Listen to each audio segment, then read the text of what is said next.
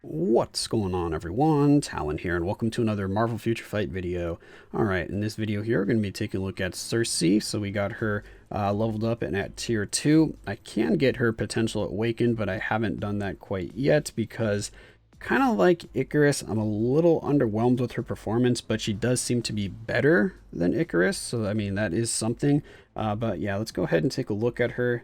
So we haven't put any Urus on her for her skills. We have a few of them leveled up.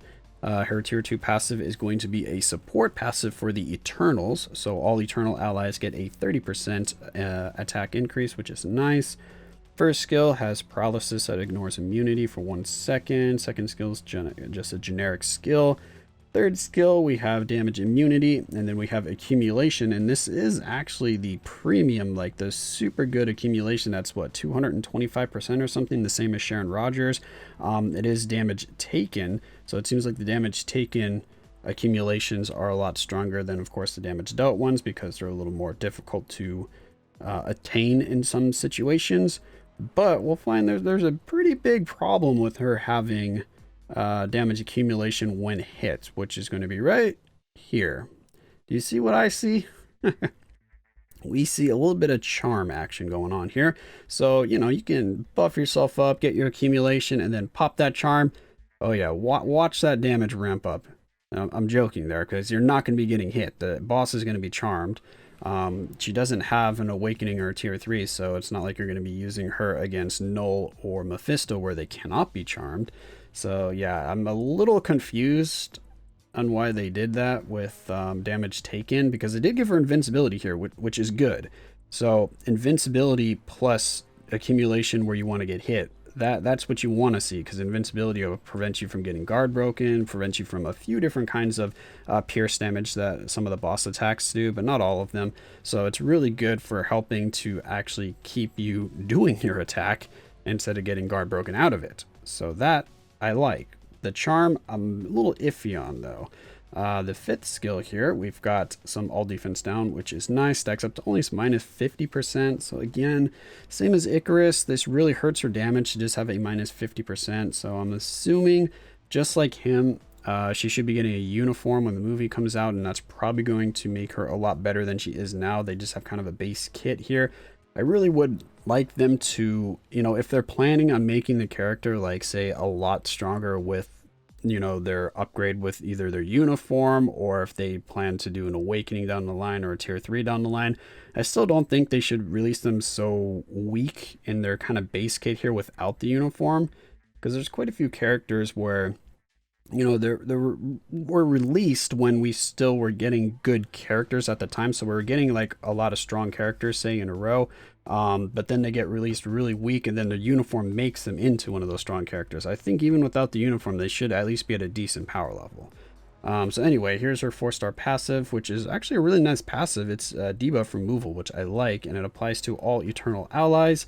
Remove debuffs for 10 seconds on a 20-second cooldown, so it'll be up half the fight. So yeah, really happy about that. I love characters that have built-in debuff removal, because debuffs are starting to get a little out of control in this game, if I'm being honest here, with those snare, stuns, all sorts of stuff going on. We have now heal block and speed, or movement speed down with Mephisto. So yeah, a lot of things going on there. And then she just has a standard speed leadership because, well, actually speed leadership, she's blast type. Yeah, that's kind of weird actually for a blast type, isn't it? Usually speed types have the speed leadership, so that's interesting. But anyway, let's take a look at her ISO 8 here. We have Power of Angry Hulk. I put a max HP 180 proc on her just for testing. So nothing too special about that. So let's hop into the skill preview and see what her skills actually look like. Alright, so first skill, she just does kind of a whip right there, and again, that paralysis does ignore immunity, so it's pretty nice. You can just get a quick little paralyze on the boss there if you're having a little bit of issues with surviving, getting away from him. If he's about to do one of his strong attacks, then you can just pop that skill. Second skill, which is really cool, she kind of just makes all these orbs that just shoot some energy beams at the enemies there. So nice looking skill. And then the third skill, which gives her the accumulation buff, it does have some hits on it as well. So that's also something that I think is a little bit of a kind of flaw to her character. So as I mentioned, we have the charm on the 4th skill that interferes with you getting your accumulation. Well, you know, a kind of fix to that would be, okay, let's just pop the 3rd skill, get our accumulation, take a few hits, and then go into the 4th skill for the charm. But if you let the 3rd skill play out, it's just going to proc your obelisk right there. So if this was a non-attacking skill that gave her the buff, I think that would fix the problem with her having charm on the 4th skill. I mean, or they can just get rid of the charm on the 4th skill, and that would be another fix. But anyway, now I'll move on to the 4th skill that has the charm. So she kind of plops down the charm right there and then just blasts them with an energy. As you can see, it's not an iframe, so if the charm wasn't there, it'd say that maybe that aura or that ring right there applied some all defense down. That would probably be a little bit better. So move the all defense down here to this skill, and then maybe on the 5th skill you can have some kind of crowd control if you still want to have a charm on there. And the 5th skill, she kind of just pops around with some more of those energy orbs. They come together and explode on the enemy, and I think they apply the all defense down just from the start, right? Or is it? Yeah, so just right at the start is applying the all defense down. It's not from the explosion, and that is a skill that you can cancel. So the rotation that I like to use for her is we get our accumulation up, we go into 5, let the orb summon, and then we go into 4 and blast them in the face with that laser. And all of that should be going when our damage proc is active. And I think that's probably going to be the best combo for her. And then you just can do like 2 and 1 to kind of stall. And even though it doesn't say anything on her actual skills itself, she does have healing, which is really nice. And I think that's just a built-in effect with charm. So charm in general does heal your character. So as long as the enemy is actively charmed and then you deal any kind of damage to that enemy, you receive a portion of health back based on the amount of damage you deal, which is really cool. So that actually adds up quite a bit, and I've noticed that it does keep her alive. So let's take a look at the details here. So here's our details. We have the ignore defense maxed. Our skill cooldown is missing a few percent there, so I could do that. Everything else is kind of average. Oh yeah, she does have leadership as well, so she could take advantage of White Fox if you so choose. My cards here, take a look. So now let's go ahead and hop into a little bit of gameplay and just see what kind of damage she can do. Alright, so here we are at Cold Obsidian because she is a energy damage dealer. We're going to be doing a stage 50 just like I did with Icarus here. I am going to be using the same team, even though she doesn't really get much out of having Icarus on the team. Just a energy attack and movement speed bonus, which would be a lot better off if I put in a support there, like I could just put in Shuri or something like that. But this will be a nice comparison to see what her damage is like compared to Icarus. So we're going to be keeping Doc Voodoo in there as well, because again, just like Icarus, we get more out of the all defense down increase than we do with an all attack leadership. So let's see what we can do here with Sersi.